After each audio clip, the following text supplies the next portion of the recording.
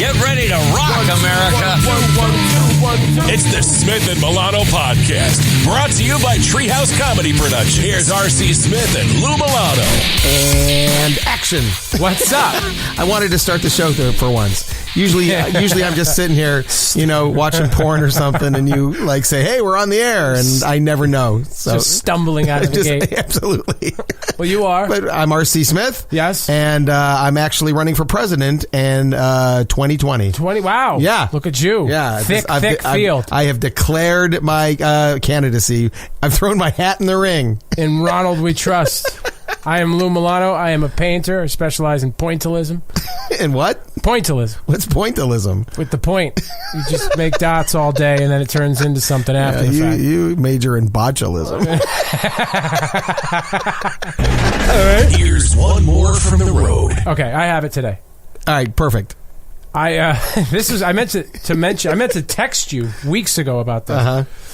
I was watching this. People think that we text each other all the time, I'll bet. We don't. I bet they think that we're good buddies and stuff. It's very rare. We do it during Yankee games. Right, we do it. We've said this before. We should probably be better friends than we actually are. Right. If we probably lived in the same area, like if you lived in Brooklyn or I lived in Connecticut, we'd probably be buddies. We'd hang out a lot more and do things together. Yeah, we do the come along thing. Exactly. We're already going out. Right. Why don't you come along? Just meet us there. Meet us there, and we'd hang out. So I meant to text you this thing, and I didn't, which I'm sure you appreciate. I was watching this documentary series, which is an older documentary series, but you know how it works with Netflix. Sometimes they just throw on some old shit, and it caught my eye because I'm way interested in this after seeing a few movies about it. It was about these soccer clubs, and I just tried to look it up. I'm not going to be able to find the name for you. Who cares, right? These soccer clubs, which are basically gangs. They're fans of their favorite soccer team. Right. And if, let's do it here, right? Okay. Let's do it with the towns here. Let's say Danbury, but we're in Europe. Uh-huh. Danbury had a soccer club. Danbury, Europe. Okay. Had a soccer club. And Brookfield, Connecticut, Europe. Brookfield United. Yeah, exactly. Had a soccer club, right? And Brookfield was going to host Danbury.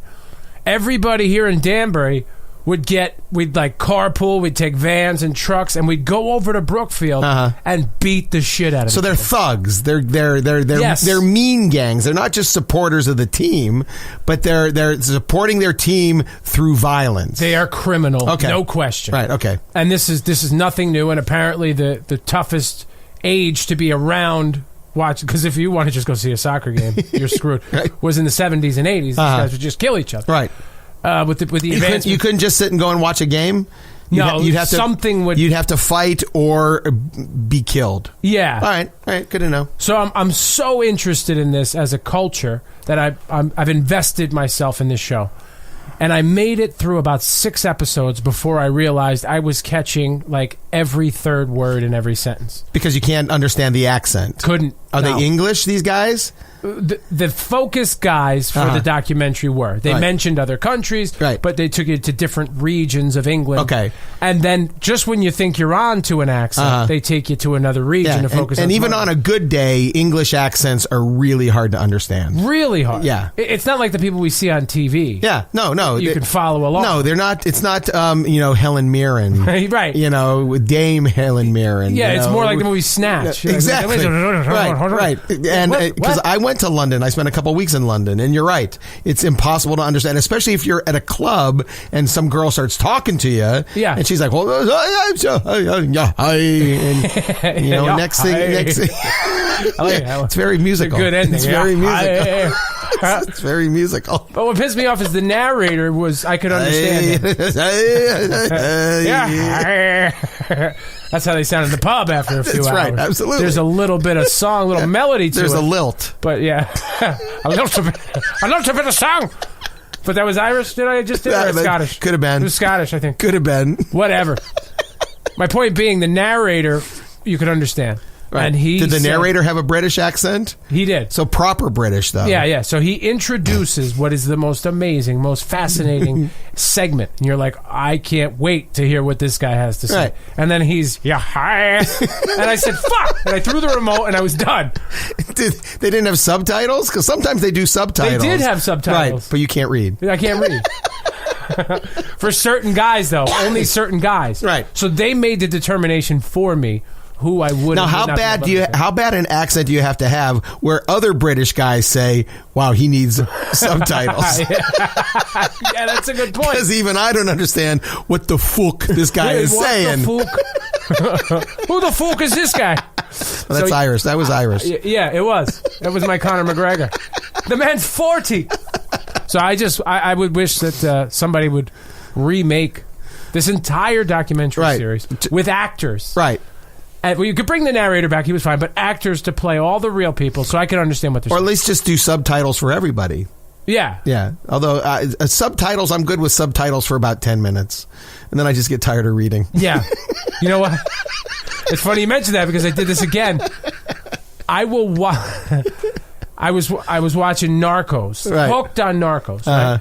And then I'm so hooked on Narcos, and it was so popular on Netflix. Netflix knew this. And Netflix is like, anything with Pablo Escobar's name attached to it, we need to buy that shit and put it on. Because he's money. Yeah, he's money. He's a money maker. So they did that. And it's all in Spanish. And I just couldn't hang in there. I was on the subway 2 weeks ago, going to work, going up to ABC Studios to do my little TV show. Yes, Disney. And there was a guy watching porn on the subway. All right? Just in there. Classing it up. You did it classy. Just sitting there. Right. And not playing with himself or anything. Just, he had his earphones in and really he was watching porn. Yeah. But here's the thing. The porn had subtitles, which I thought was a little weird. Because I almost immediately knew what the plot was. Yeah. I didn't need the subtitles. I don't need the setup. I'll tell you though, I'm very finicky with my porn. I have a very specific thing Me too. that I like to see. Me too. And as much as I very much love the look of Spanish ladies nude having relations, right? And I really do, right? I can't do the subtitles. No, I can't do German porn that way. Well, because of the duty. Because of the what? The poop. There's no poop in German porn.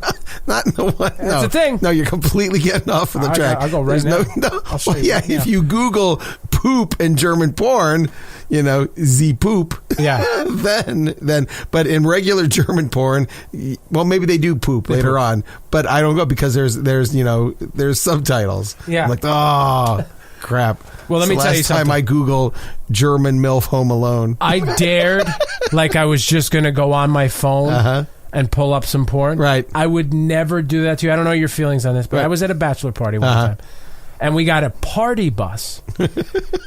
And I get on the party bus, and the arranger of the party bus had arranged for pornography to be up on this big television. And immediately I launched into a protest. No, man, we are not. I'm not going to watch porn with you guys. It's porn is for when you're alone. Yeah, or maybe an understanding woman. Because the same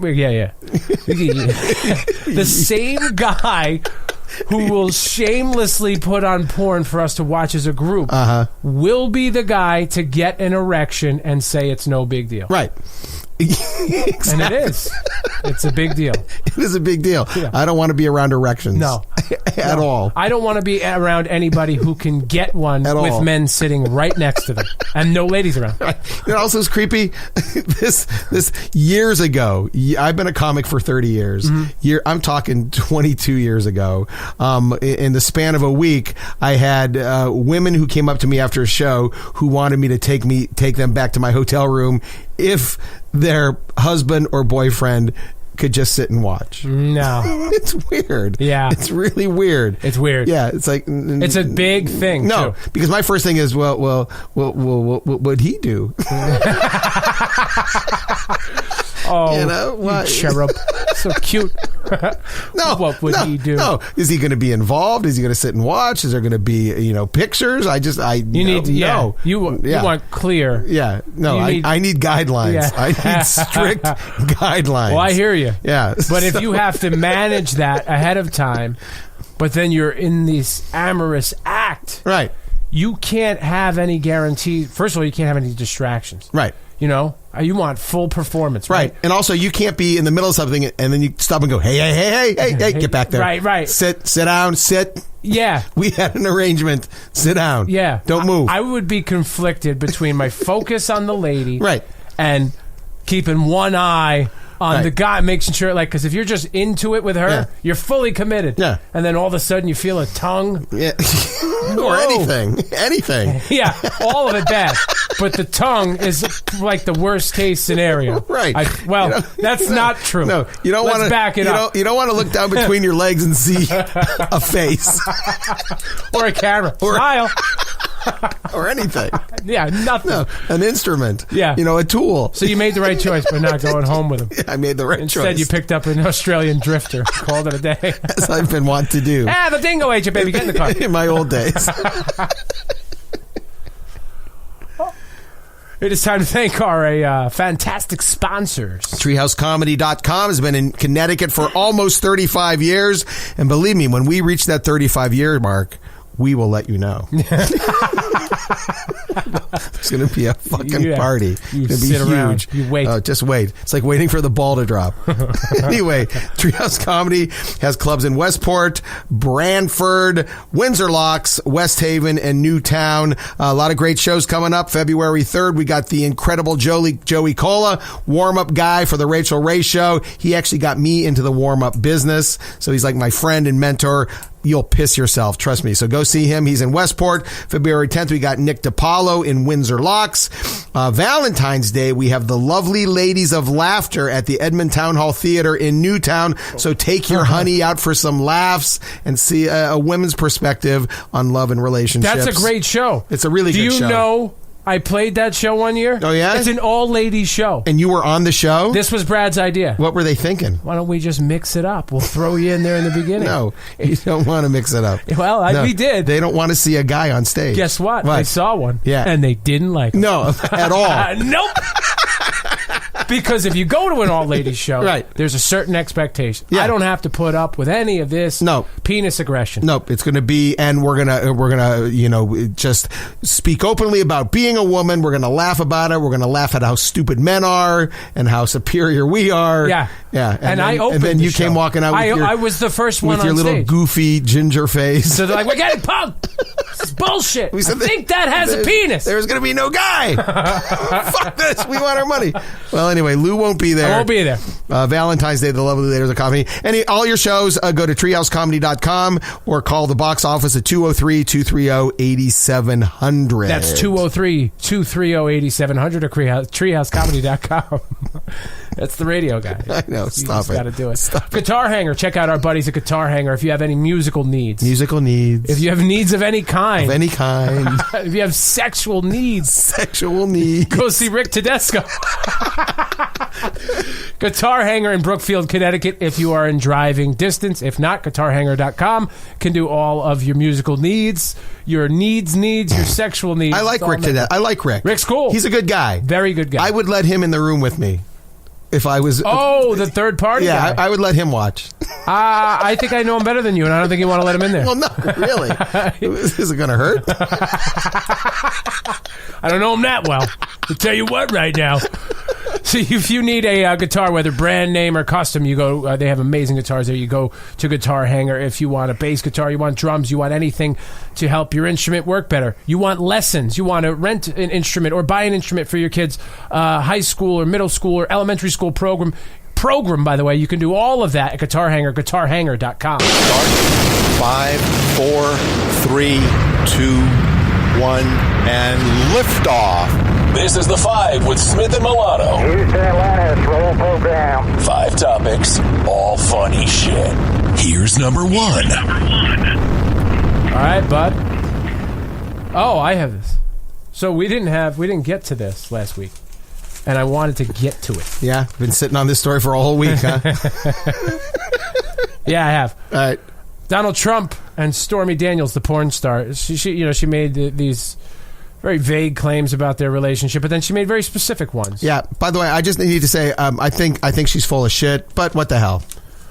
This is where I think this segment's going to go. Okay. Into examining whether or not she's full of shit.